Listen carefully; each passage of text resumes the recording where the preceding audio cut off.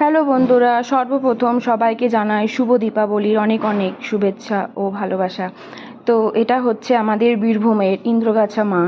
তো এখানের মা সত্যিই খুবই জাগ্রত।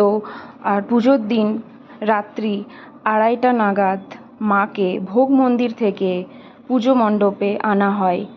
আর মাকে ভোগ মন্দিরে প্রথমে খই আর বাতাসা দিয়ে পুজো দেওয়া হয়, তারপর মা আসেন পুজো মণ্ডপে। সে আনার জন্য তোমরা দেখো কতটা ভিড়, আর সবাই কিন্তু ছুটছে মায়ের আগে আগে। তার মধ্যে রয়েছে প্রচুর ঢাকি, আর মাঝখানে আছে মশাল।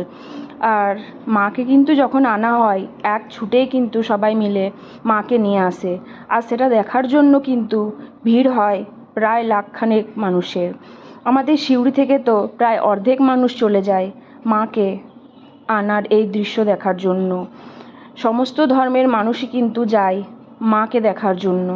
এখানে কিন্তু কোনো ভেদাভেদ হয় না।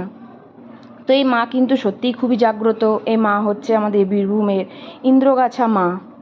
তো যারা যারা বীরভূমবাসী, আশা করি তারা অবশ্যই মাকে আনার এই দৃশ্য কেউই মিস করে না। সবার দেখতে নিশ্চয়ই ভালো লাগে। আর তোমরা যারা এখনও পর্যন্ত দেখোনি, অবশ্যই চলে যেও দেখার জন্য মায়ের এই রূপ। জয় মা কালী। হ্যাপি দীপাবলি।